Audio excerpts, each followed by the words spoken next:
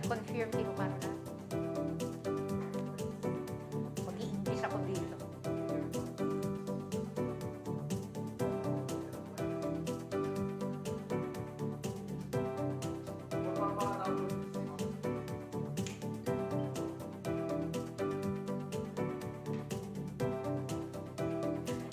Naimbag nga malem tayamin kakabsat, daytoy manen iti paset iti kabsat channel, ti programa tayo nga trabaho ken serbisyo. Daytoyan iti may ka sangapulo ket innem nun jak malidaw nga episode tayo iti trabaho ken serbisyo, tanang rugi tayo iti Setyembre 29, ket maysa nga episode ti Setyembre, ket upat nga episode ti kada bulan ti Oktubre, Nobyembre ken Disyembre. Ket adda tayon iti may katlo nga Domingo, isu nga no kusto datoy panangkuntar ko may ka-16 nga episode tayo. Ket naragsak iti numutibiyang ta amin nga niimbitaran tayo ket imay damet nga imay nakitaktakunaynay, ken nakisarsarita, kada tayo may panggep dagiti programa, proyekto ken activities iti ahensyada. Inimbitaran tayo na po na minduan iti Department of Environment and Natural Resources wenno DENR iti probinsya tayo iti Ilocos Sur. Ket ididamo in commit damet nga umayda. Ngem ti last minute handan nga nakaumay takunada at damet iti sa Bali wenno regional office wenno regional center iti mangidadaulo iti DNR. Ket pinadas mi man idan nga pinalagipan daytoy iayda nga umay bumisita ti daytoy programa tayo ket nagwenda sada pa imbaga no mabalin ket invest nga itatanga iti kalman wenno tangal daw laingen. Ket among datayo kayat tay launay nga i-manifest dati ayat tayo nga iya sideg di gobyerno tayo ti Pilipinas kangrunahan na dito distrito ken probinsya tayo kada kayo apo nga supporters da kayo nga dengdengeg ken nagbuy-buya iti Kabsat channel.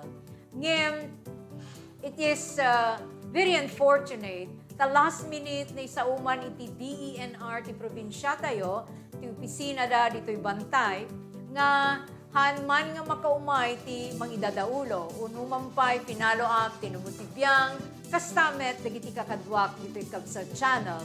Isuda pa'y tinagkuna nga available dan ken si ayat damet nga umay bumisita ken mangipakamu kada kayo mangipatayab dagiti nagpipintas nga programa ken activities ti departamento da.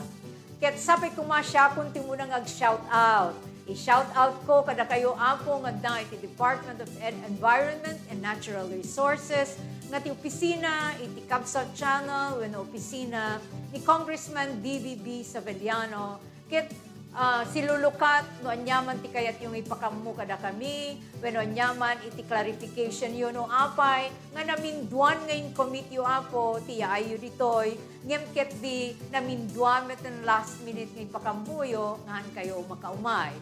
And I would like at this point to thank nonetheless the good congressman nga kang kanayon nga magsipsipaw tinumutibiyang no siya sino ken unya iti ugrain tayo kadaytoy programa tayo iti trabaho ken serbisyo. This is his platform handa nga programa detoy no diket gi platform wenno advocacy na nga maysa nga diputado wenno representative iti first district ti probinsya tayo dijay kongreso ket kayat na unay nga iya si deg kada kayo iyam-am mo kastamet nga ipakablaaw dagitoy kakabsat tayo ngagserserbi katrabaho tinaduma-duma na national government agencies ken government-owned and controlled corporations operating not only in the district but in the whole province of Ilocos Sur. Ket uray pay no hantayon nga kasalatay na-embrace dagiti kakabsat nga taga DNR. I would like to think nga addan tulata da aldaw no kaya addan tupay metlakit ti umay makipagtakta ko na ninay kada tayo. And I am reminded as I was talking to the good congressman in my past responsibilities and tasks under his office, I am reminded of the principles of good governance and accountability in public service. He was my first mentor and coach no anya iti good governance, no anya iti accountability in public service.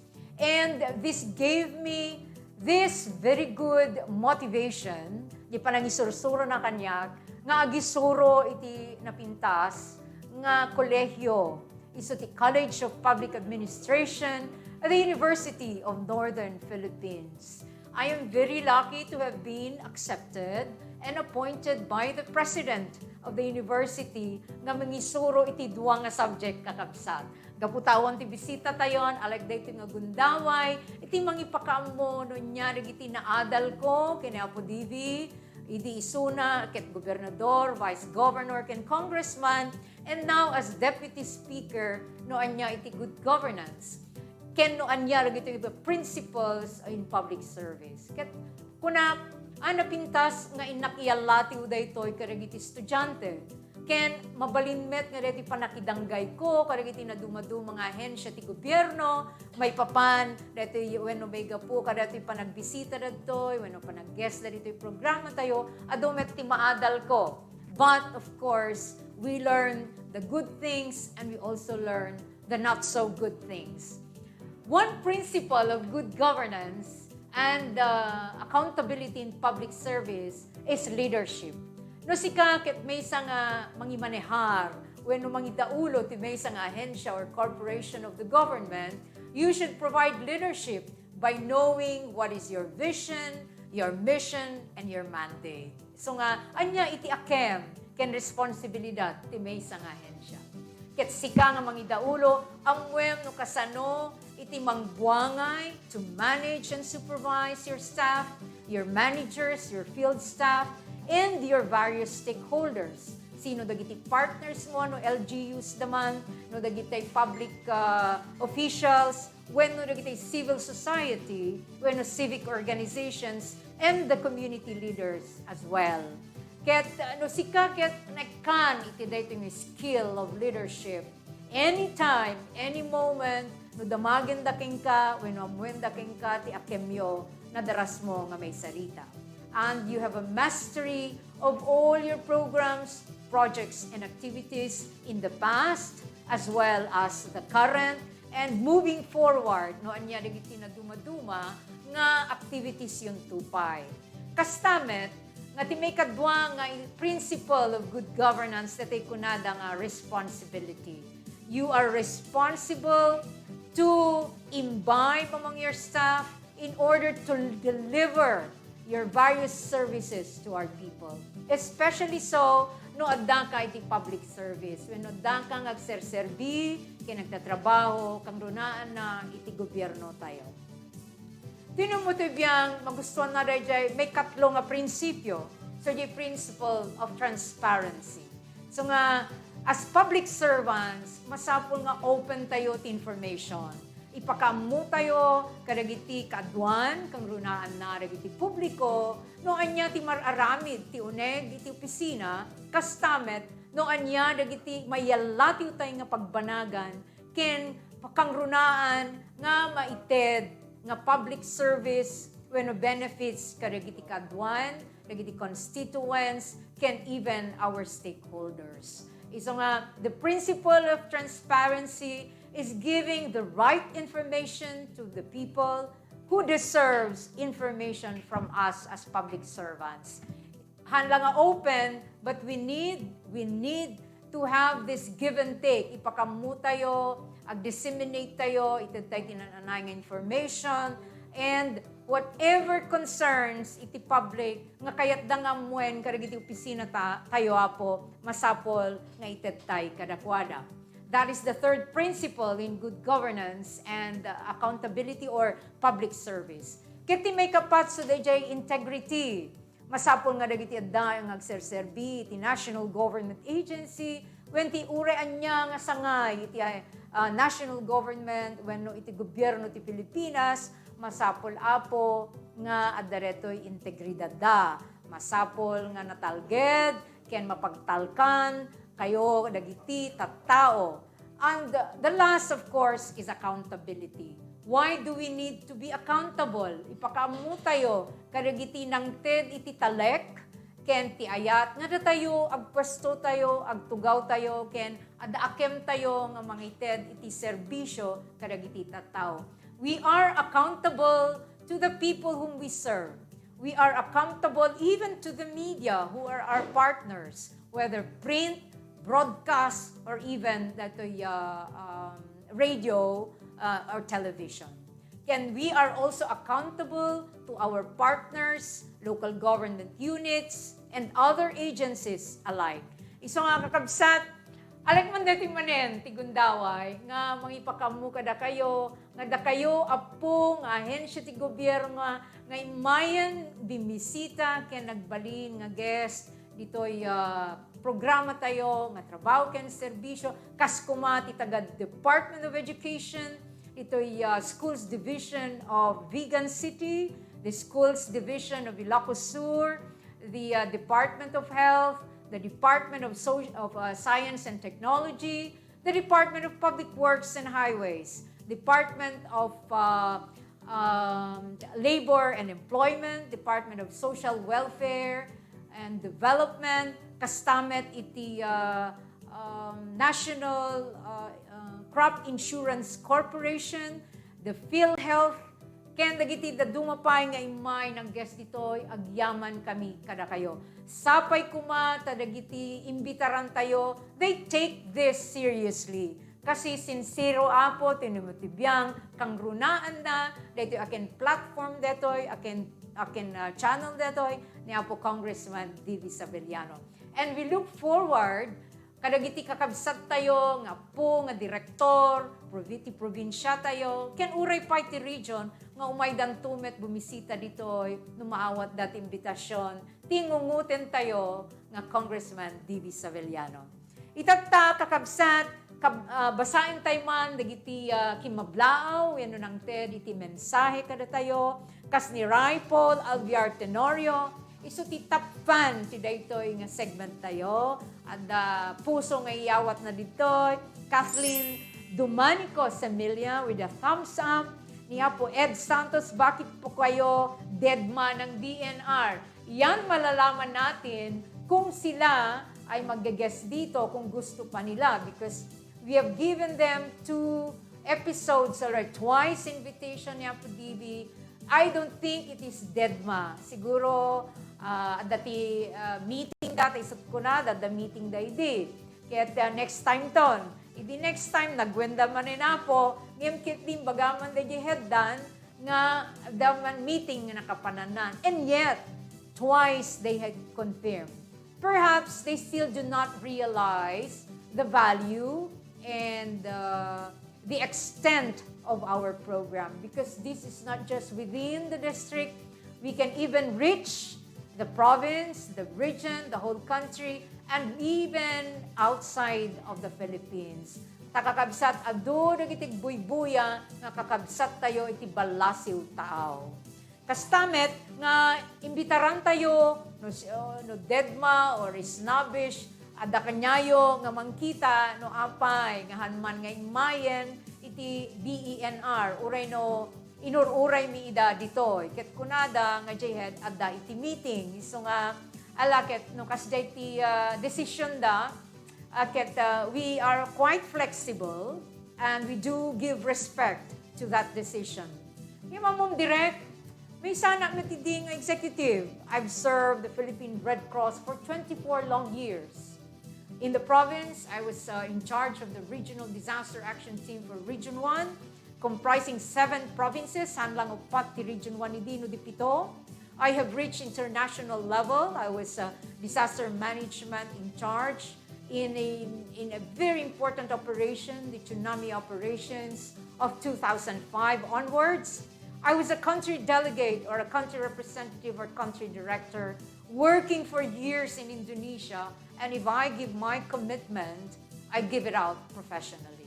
So nga, this is also a lesson learned, Direct Bob, niya. Thank you you said the show must go on. And given that good motivation as always and inspiration from our good congressman, the show must go on. That's why we are all here. We, we do not deserve that kind of deadma because we do value this program and we have this sense of responsibility as media practitioners, as a good channel of service to our people. We need to go on with the show today. And then kasama po kunana ditoy ni Alda Batay Pukan Ingel, sana available na ang DNR next time. Amo nga po, awan ti personalek. Yung personalak, jak na imbitaran ni Dan. Tanamin doa.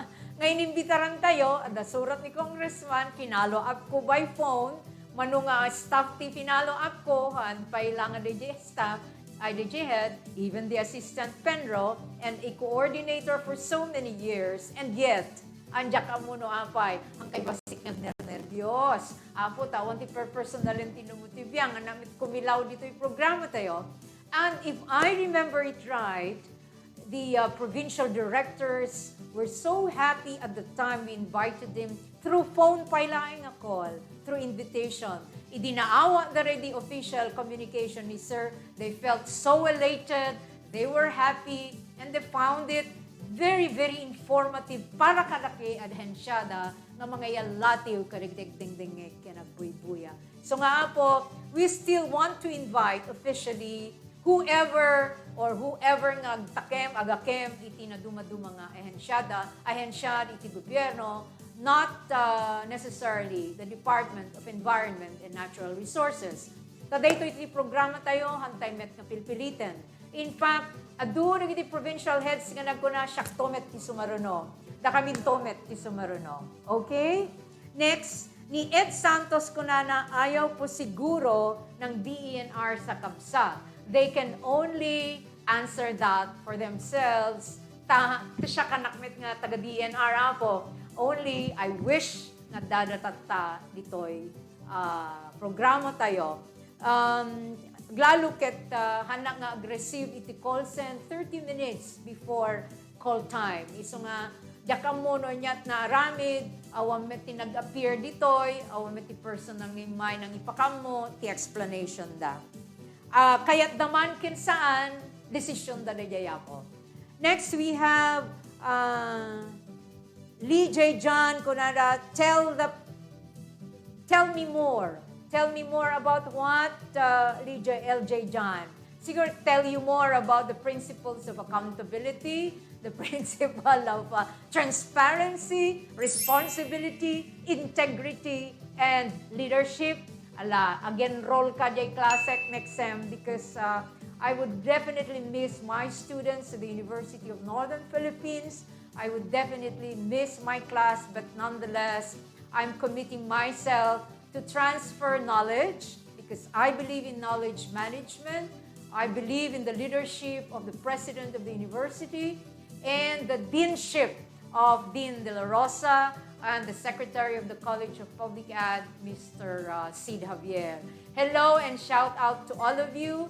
I would like to say hello to my students who have had their final exams for the past week and this week. It was only yesterday morning that my fourth-year students also took their final exam, and definitely they will pass the subject with flying colors because I know I was able to transfer the right information, the right knowledge about good governance and accountability in public service, as well as local government and regional administration subject. So, LJ, if you want me to tell you more, we can have it over a cup of coffee or over a cup of tea, but never a bottle of beer, but a glass of red wine. Okay? Eljan, shout out ka lang dito, or perhaps you can call me up or send a message to my official CP number 0953068694. I would also like to read the message of Paul Albertenorio. Super! Agklaklap iso na po. I'm so much motivated and inspired. Kunana met ni Althea Camomil Amigable Basa, who is a youth leader, miyembro iti Namnama may isang youth organization organized and initiated by our good congressman. Hi, Tita. Thank you for giving information again. Okay, you are welcome.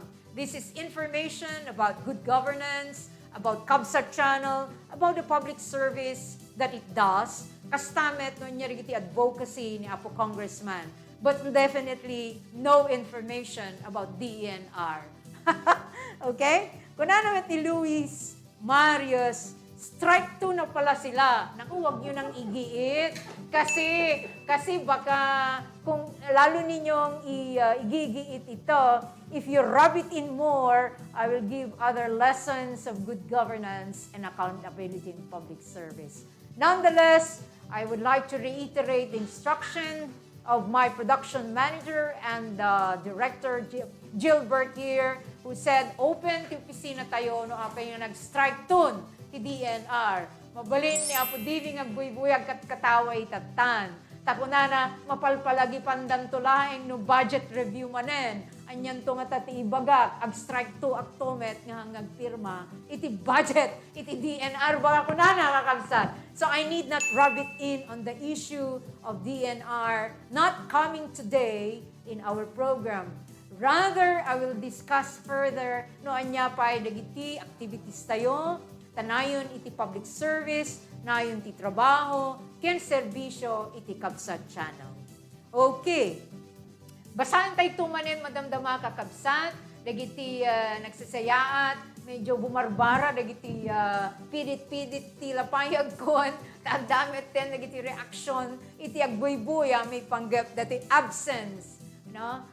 Naging awol na yata sila, no? 2 beses lang absent ang DENR. Anyway, I would like to take this opportunity to also mention to our viewers dagiti update ti trabaho ken serbisyo ti opisina ni Congressman Divi kastamet nga adalata iti Kabsat Channel, dagiti staff tayo, field staff, our production people, our director and production manager. No anya tinaaramidan tayon karagiti kalabes nga aldaw. Ket in partnership update with the DSWD nayawat dagiti cash assistance kadagiti amin ulitek kakabsat amin nga grade 6 ken grade 10 ti all public elementary schools iti District 1, First District of Ilocos Sur. Sipatan tayo Apo ni Apo Divi Sabeliano because this is his initiative.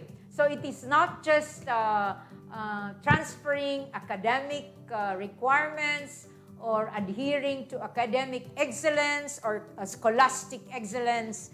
Ngem kit di ada cash assistance ngem paypaay ni Apo Divi ken iti DSWD. May isang ahensya nga nag-guest dituyen nga numampay kunada hanpay dayto nga bulan ma'am dila mga balin nga intong Disyembre adot may padamag mi. Iso nga naging guest tayo ni dati Kabsat tayo nga taga region nga imay ditoy nga in charge team leader for Ilocos Sur. So, 1,000 pesos to all public elementary school grade 6 and grade 10. Grade 12. Kastamet nga 1,700 to grade 12. Can 5,000 pesos to selected college students in the first district of Ilocos Sur. Agasam dayta no kontare mo na po, milyon dayta yan, hundreds of thousands of pesos as cash assistance of the Office of DSWD and the good Congressman DVB Sabeliano. Dagitoy apo nga college students isuda tinay 25,000 tahanda nga nakoveran wenunay kamakam ngagbalin nga scholars under the CHED or even the DSWD. So nga cash assistance ko na tayo dayto yapo. Kastamet nga ti Kabsat Channel na cover na amin dagitoy nga distribution of cash assistance. So our production staff, we salute you because whether rain or shine, evening, afternoon, morning, adda kayo dito field, cover dagitoy nga distribution of cash assistance from DSWD and the Office of Congressman Divi. Kastama ta po nga, kaputa at dadating ako nga lockdown. There were, I think, 2 municipalities nga na-declare nga lockdown. This was a decision of the municipal government and the city government as well as of the province of Ilocos Sur. Isong agyaman tayo apo. Ada na desisyonan the city government headed by Mayor Juan Carlo Medina, kastamet iti Mayor iti Cabugao, ken ni Apo Gobernador tayo, Apo Ryan, Luis Singson, nga nang i-declare nga dadag iti lockdown communities or municipalities. Ket siyempre Apo, iti opisina, ni Apo Deputy Speaker, ni Apo Congressman tayo, nakidanggay iti panangited, iti kasratay assistance when food pack distribution kadagiti amin nga considered nga na lockdown nga communities wenno barbarangay iti ili wenno munisipyo nga Cabugao kastamet ditoy syudad iti Vigan. Nunjak malilaw iti kalman ket napanda di jay Bulala, no? Ket daytoy met distribution of nga naisarita kitatay nga cash assistance 3 days starting today and ginggana iti itong maminsan nga aldaw no Miyerkules itata itong Sabado malpasen ti cash assistance kadagiti estudyante ditoy ili ti Bantay. Isong agyaman kami Apo Divi tamaykan iti sangaribo amin nga estudyante nga grade 6 iti public elementary schools ti aming eskwela ti Bantay. Kastamet nga 1,700 pesos ti amin nga grade 10 ti ili nga Bantay. Nairugin dayto Apo di last year dati cash assistance kastamet dayto kasatay food pack adun tinaywaras ti opisina ken iti Kabsat Channel daytoy nga food assistance or food packs kadagiti na dumaduma nga ili ti distrito tayo ditoy Ilocos Sur. Direct magbe-break ba tayo? Kasi marami akong ibabalita dito. Hindi tungkol sa environment and natural resources. But rather, I'd like to give also a recap of the very good episodes that we had. We would like to invite again Mr. Butch Madarang, who was our guest last November, who is the National Executive Director of the National Bamboo Development Council from Manila, to be our guest again in the future. Ta nagpintas dali panangyalatiw na kada tayo may panggap ti advokasya on the development of bamboo. Ket sapi kumata damtumanen gundaway nga umay isuna ditoy. At break tayo, ket agsubli tayo kakabsat, may panggap dagiti dumapay nga serbisyo iti Kabsat Channel ken dagiti mga national government agencies ken ti opisina ni Congressman and Deputy Speaker DVB Saveliano.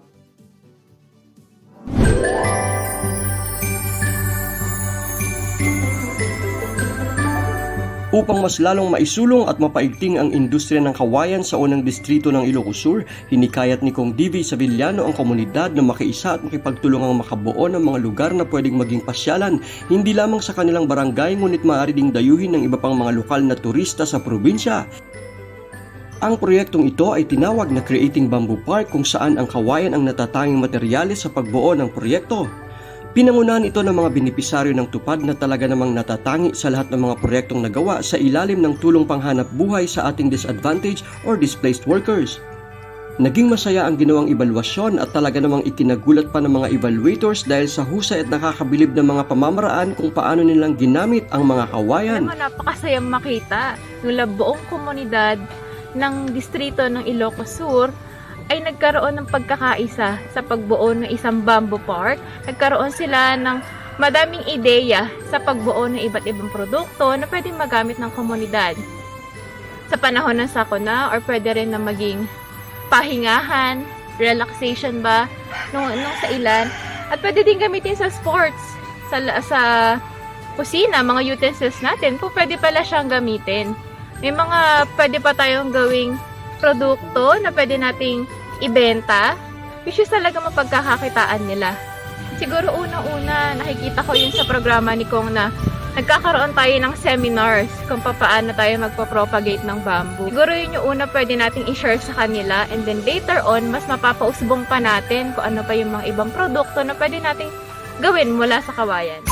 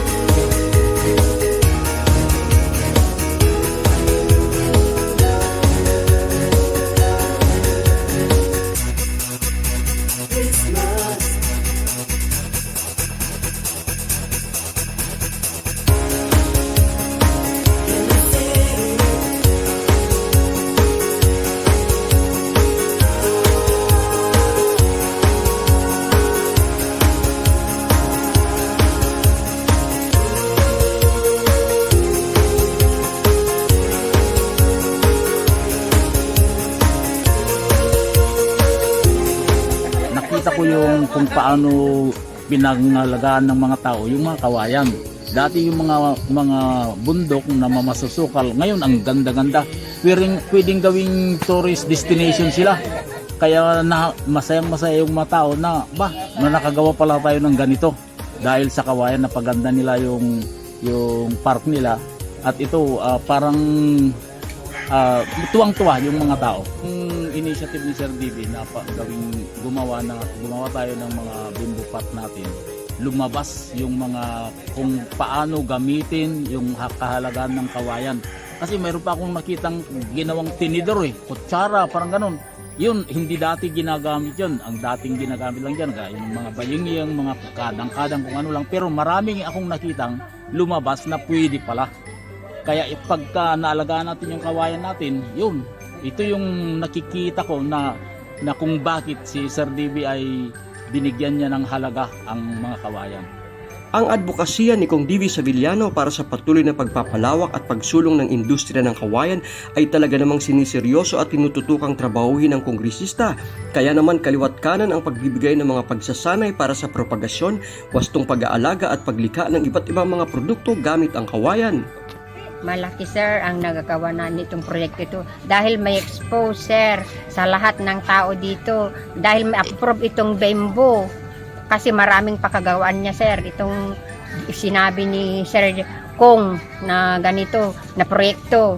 Maraming natutunan ang mga ibang mga bata, kami rin na mga mas matatanda na ituturo rin namin sir sa mga mas maliliit na bata.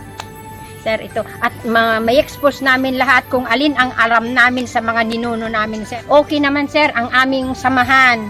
Minsan naman, sir, parang nagigilty kami. Sabi namin, sir, naku, sabi namin, sir, paano kaya ito? Magagawa kaya namin? Sabi namin. Pero sabi ko, sir, sa kanya naman lahat, okay naman dahil ang Diyos nandyan. At sinasabi namin, sir, napakaganda, sir, dahil na-expose ang pinapagawa ni sir, dahil nagtatanim din kami na ibebenta namin, sir. Na malaki pagsasalamat namin dahil pag binabayaran ni sir, katulungan namin lahat, sir, iyon sa mga pang-araw-araw namin, may pumapasok sa amin na sa kabuhayan namin, sir. Sir Kong, maraming salamat sa binigay nyo na ituro nyo sa amin, at maraming salamat din sa namin sa mga bembo dahil na-expose mo lahat sa mga ibang province, ibang lugar, na ipapakita mo, sir, sa lahat. Napunta na rin, sir, sa ibang bansa, ng mga katulong din, nakikita nila dahil sa kagawan mo. Ang proyektong ito ay simula pa lamang.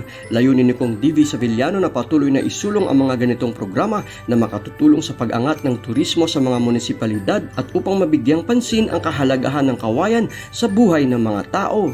Nagpapasalamat ako kay Kong Divi kasi nga sa ideya niya or sa inisyatibo niya na magkaroon tayo ng Kawayan Park or Bamboo Parks, nagagamit natin yung ating resources pala. Tayo pala yung napakayaman sa kawayan. Tapos, dati, parang wala lang siya eh. Parang kung sino lang yung may gustong gumamit, sila lang yung nagkakaroon ng advantages. Yun pala, ang dami-dami niyang pwedeng usages na magagamit ng buong komunidad. Hindi pala natin alam na, ay, ang ganda pala ng magiging resulta.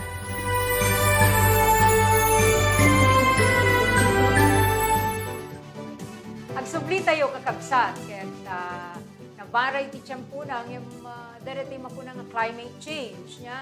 No bulan ti Enero, kanayon nga nalami si tiyempo iti probinsya tayo, ket umasideg kuman iti panang celebrar tayo, iti panang fiesta niya po San Pablo, nga kasantay nga iso iti patron tayo dito'y Vigan, iti Ilocos Sur, ket ti busy kumaman iti tan, iti apo opisyales, ken iti city government of Vigan, iti panang celebrate tayo, iti fiesta, iti niya po San Pablo, iti January 25. Ket nun diyang malilaw, adda kumamanen, dagiti karnabal, pagpabuya, parparada, ken dati night, manong rabiing adda celebrasyon tayo, dito'y plaza, wenno dito'y sango iti city government hall tayo. Ngem uray no kasta, kablaawan kayo kakabsat, ta di January 25, iso iti fiesta ti conversion. Iso nga uray pay no at the lockdown, karag iti sumagmamano nga barbarangay ti syudad ti Vigan, kastamet ti sumagmamano nga ili ti probinsya tayo nga Ilocos Sur, sapay kumanga iti puspuso tayo, ken iti pampanunot tayo, malagip tayo, ken celebraran tayo, iti fiesta, iti conversion. Taday ito'y ket may nga tradisyon ti probinsya tayo nga Ilocos Sur. Ket iti panang pasara tayo, iti conversion, wenno fiesta, ni Apo San Pablo, umaymet dati may nga festival, nga makunkuna Kanawidan Festival. Iso dayay February, first week of February, tati February 2 or 3, nunjak malilaw, at dati na-deklara, dagiti Apo, nga Espanyol, nga adda panagsinan, iti Ilocos, iti nadumaduman nga probinsya, Simina iti Abran, naisina ti Ilocos Sur, ken Ilocos Norte. Ket our good congressman has started the festival di isuna ket gobernador. Adda di Kanawidan nga kaslat tay binuangay na, tay iso ti makungkuna nga rod nga a cultural festival. It's a festival of culture and arts. And that is one of his advocacies, even when he was still a provincial board member, a provincial vice governor, a provincial governor, kang runaan na, ken idi uray pa idi dayay kongreso. Iso nga, sapay kumaapo, ta mapanunot tayo, kastamet nga dalata di puspuso tayo, daytoy big event nga Festival of the Arts, tay makungkuna nga Kanawidan. Apay nga Kanawidan, na Kanawidanen, nga datayo gragragsak, celebraran tayo, the heritage tayo, history tayo, our culture and arts. And We give tribute to the father of Kanawidan. We salute you, Congressman Divi, because even as you were Vice Governor and the local Chief Executive of the province, you have initiated various culture and arts activities through the Kanawidan Festival. So, we thank you as well as we give tribute to you. I would also like to take this opportunity to inform our listeners that it was only lately that the good congressman has worked so hard for the certification of the declaration of the cultural property. The may nga cultural property tayo nga ganggani nalipatan tayon nga ideklara nga daytoy ket may nga napateg nga sanikwa tayo. When I was still working with a good congressman in Congress during the 17th Congress, ayan po ket nagasat tinumutoy biyang that he was quite busy with budget. And he said, Marjo, please represent me to the hearing of my own bill, the bill to amend the National Museum. Ay ket kakabsat na panakmet inadal ko nga nalaing, dayjay nga legislative write-up niya po congressman. I had to do research. I had to call the office of Senator, dati po ba nga Senator tayo po, niya po Lauren Legarda, because they are back-to-back ni Congressman Divi in the amendment of the National Museum. Tapno ad-ado iti may declare nga areas as cultural properties as well as nga ad-ado ti may kan iti pundo nga ma-renovate the National Museum when iti museum nga located in the various provinces of the Philippines. And again, I salute you, sir, because you continue on with this advocacy for cultural heritage, for the cultural preservation, as well as protection of cultural properties, not only in the district of Ilocos Sur, 1st District, but also in the whole wide Philippines in our country. And one important information that I need to tell you, kakabsat, iso daytoy naawat wenno in payulog ni Apo Director General Jeremy Barnes iti National Museum of the Philippines ti maysa nga napateg nga papel. Iso daytoy Certification of Declaration of Cultural Property. No mapan kayong pasyar jay ili ti San Vicente at dare jay simbahan ni Apo Patron tayo ti San Vicente ni San Vicente Ferrer. And the simbahan, the plaza, the public market, can adda dagitay historical houses. When dagitay old houses nga nakapalibot kadaytoy nga plaza asideg ti simbahan. Ket kunana dayjay nga certificate, this is to certify that the following cultural properties in the municipality of San Vicente, province of Ilocos Sur, Republic of the Philippines, have, by virtue of the authority vested in the National Museum of the Philippines, by prevailing laws, and pursuant to Museum Declaration Number 33-2020, dated December 28, 2020, been declared as a national cultural treasure dagitoy sumaganad. Umuna, the parish church complex of San Vicente Ferrer of the Archdiocese of Nueva Segovia. Ti may kadwa, the old building of the escuela located at the San Vicente Integrated School of the Department of Education. Ti may katlo iso dayjay Asilio de San Vicente of the Archdiocese of Nueva Segovia, and the fourth, the Municipal Hall of San Vicente of the Municipal Government of San Vicente. Upat dagitoy nga properties iti ili when ang munisipyo ti San Vicente nga declare as a cultural property. Ket these are elevated as properties of Archdiocese and of us, the people of Ilocos Sur, not just of San Vicente. And basaik pa nga ituloy po kunanad toy. The certification is issued for purposes of confirming the declaration of the aforementioned cultural properties for presentation or transmittal to the owners and key stakeholders thereof, together with a certified true copy of the corresponding museum declaration.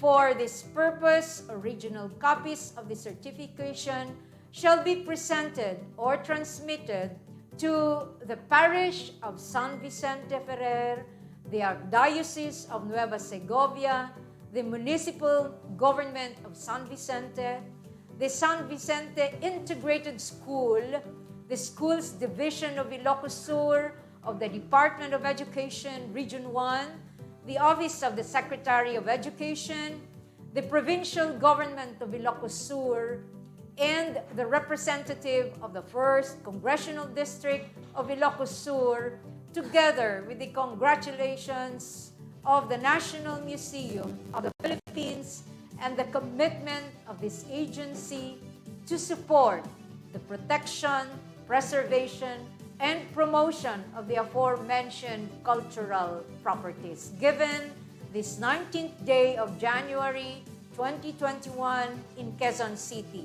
Naawat miya po daytoy tay bigat and signed by Jeremy R. Barnes, Director General, iti Pambansang Museo ng Pilipinas. Congratulations to all of us. Congratulations and our gratitude to Director Jeremy Barnes. Ken kablaawan kayo apong ang dahil ti San Vicente na kayo kakabsat, mabalin yun ton ti mapan agturmanen ang langapan makimisa no diket pasyaren iti ili nga San Vicente kang runaan na tapno makita yo dagitoy 4 properties declared by the National Museum as cultural properties. Congratulations and good luck to all the curator and staff of all these properties. I am reminded that when the good congressman filed that amendment of the National Museum, I was seated on his seat. Katinagan ko ting kabilda, kinandami nga congressman ako. So I felt so excited to have seated beside Apo Barnaby Jeremy Barnes. Ket pagsawenda ni Apo Divi ket tinumutibiyang tinekkanti gundaway nga mangi further discuss on the further amendment of the National Museum. And it was at the time that I met the PAGCOR chairman or administrator, timbisa nga artista and singer, kunana with the discussion of the lady of the officer of the good congressman, we will add more budget or funds to the National Museum, and if possible, more funds to the Declaration of Cultural Properties and national museums that are located in Ilocos Sur. So that was it. It was very good to have been part of the 17th Congress, and again, I'd like to congratulate Kong Divi for your continued advocacy on cultural preservation and protection of our cultural properties. Kasama ta po ngay ipakamu kada kayo nga adda di Hermitage of Magsingal.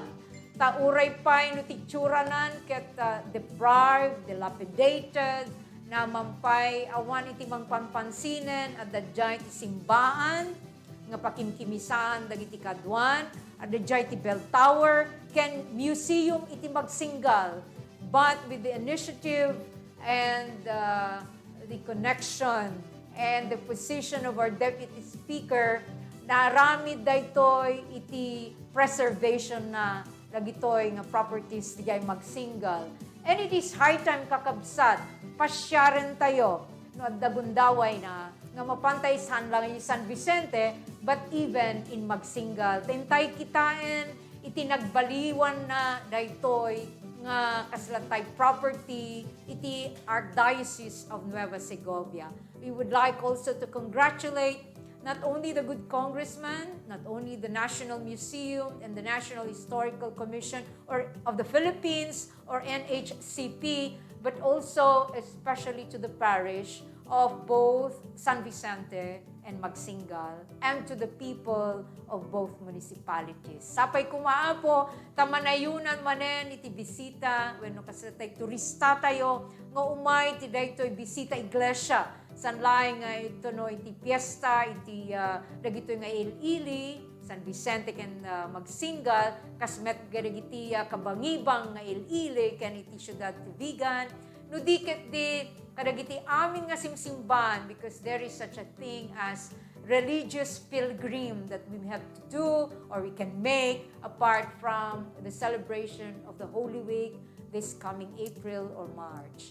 So, kasta na po, sapay kumata, intay suportaran dagito nga efforts, dagiti na dumadu mga il-ili tayo, LGUs, parishes, and the Office of the Good Congressman and Deputy Speaker, Congressman D.V. Barber Savellano. I think I do not want to go over time. Let me thank you again for joining us today. Sapay kumaaputan kayo nga mauguma, nga buy-buya, ken magsuporta iti na dumadu mga programa, iti Kabsat Channel. Adu dagiti na feature nga documentaries tayo, buyain nyo dagijay, kastamet ti programa iti Samiweng kada Sabado, Samiweng ti Distrito. We have talents who are invited here to sing to you.